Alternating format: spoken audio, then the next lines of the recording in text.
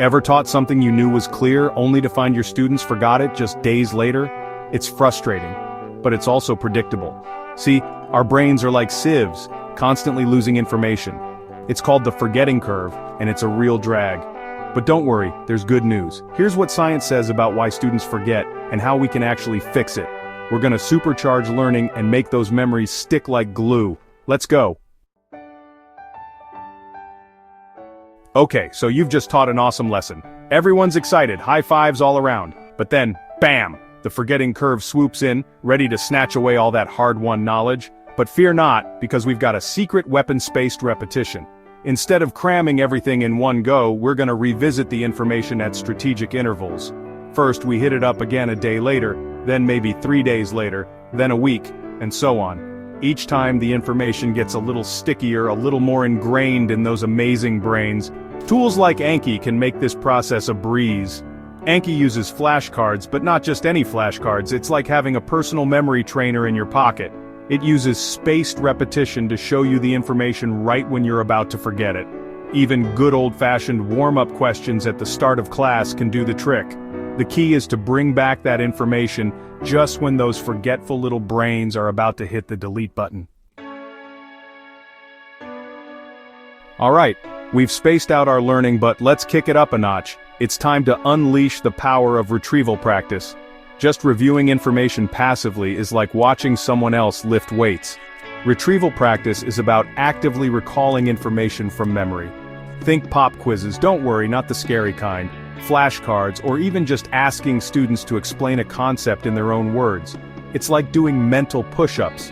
The more you flex those memory muscles, the stronger they become. This active recall process actually strengthens the neural pathways associated with that information, making it way more likely to stick around for the long haul. It's like building a superhighway in the brain, making it easier for information to travel back and forth. So ditch the passive reading and highlighting and embrace the power of active retrieval. Ask questions, encourage elaboration, and watch those memories solidify. Let's face it, sometimes the information we're trying to teach can feel about as exciting as watching paint dry. But guess what? Our brains are wired to remember things that are meaningful to us. So how do we make learning stick? By tapping into the power of personal connection. Can we relate this concept to our students' lives? Can we find real-world examples that resonate with their interests? Maybe we can even weave in a captivating story or two. Analogies are another fantastic tool, and don't forget the power of humor. Picture this. You're learning to play the piano, and your teacher has you practicing the same scale over and over again. Sure, you might get really good at that one scale, but what about all the other amazing music out there? That's where interleaving comes in. Instead of sticking to one topic for hours on end, interleaving encourages us to mix things up. We might spend some time on fractions, then jump to a history lesson, and then circle back to fractions again later. It might feel a little messier, but trust me, it's a game changer. When we switch between different subjects, we're constantly having to recall information and make connections between seemingly unrelated concepts. This builds flexibility and adaptability in our thinking, which is essential for long-term learning.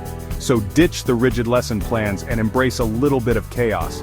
Your students and their brains will thank you for it. You know what they say, the best way to learn something is to teach it. When we explain a concept to someone else, we're forced to organize our thoughts, clarify our understanding, and identify any gaps in our knowledge. So how can we put this into practice in the classroom? Easy.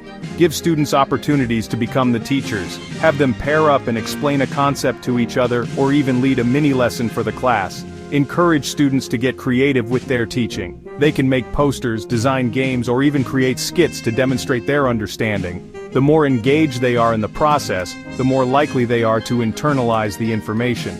Teaching isn't just about sharing what we know, it's about deepening our own understanding in the process. So let's empower our students to become active learners, teachers, and sharers of knowledge. Forgetting isn't failure, it's part of how the brain works. Our brains are constantly making choices about what to keep and what to let go of. But with the right strategies, we can help students remember more, stress less, and love learning again. We've talked about spaced repetition, retrieval practice, making learning meaningful, interleaving, and the power of teaching to learn. These aren't just fancy educational buzzwords, they're research-backed strategies that can make a real difference in the classroom. Try one of these ideas this week, and let me know how it goes in the comments. Let's work together to unlock the incredible learning potential that resides within each and every student.